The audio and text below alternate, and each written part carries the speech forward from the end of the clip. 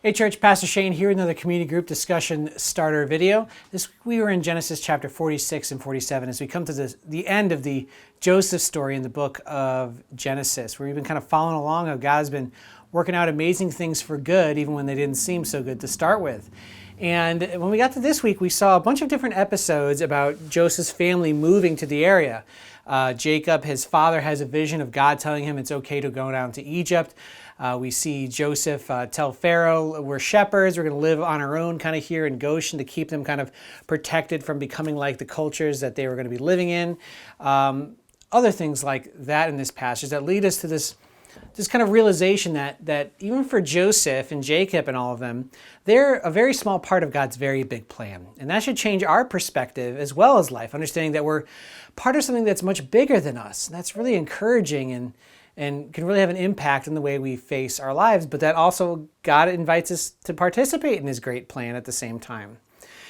And so what you're going to be talking about today is kind of the combination of those two. But there's one other thing I added to your sermon discussion guide, a section I didn't get into much when I was actually reading the text that is very interesting. When Jacob meets Pharaoh, they have this interaction. And during it, Pharaoh asked Jacob how old he is. And Jacob says that the days of his sojourning are 130 years. You know what sojourning means? It means to be a temporary resident somewhere.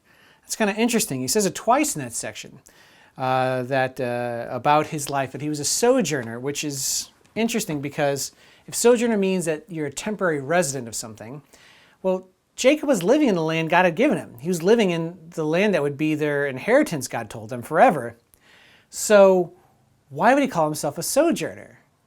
And I think the reason is the way we see the people of God refer to themselves as sojourners throughout the scriptures, because we are very much temporary residents here on earth, that we are looking forward to an eternal future, that we are a very small part of God's very big plan. We see the people of God refer to themselves as sojourners in Philippians chapter 3, that we are citizens of heaven, it says there.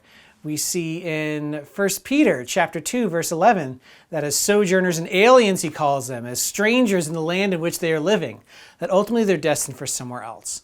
And so I think that fits in nicely with the theme of the rest of the passage, which is this, that they are kind of walking through God's big plan, that he's using them, but there's something much bigger going on as God is working his plan of redemption forward. And as he is working out that plan, we need to realize, we are here on this life only for so long. Like, this is not all there is.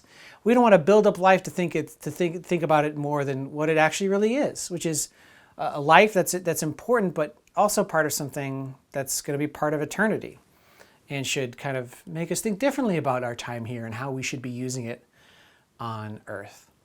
I hope that kind of triggers some thoughts in you as you think about your place in God's plan and how he is using you and how you might participate in what he is doing.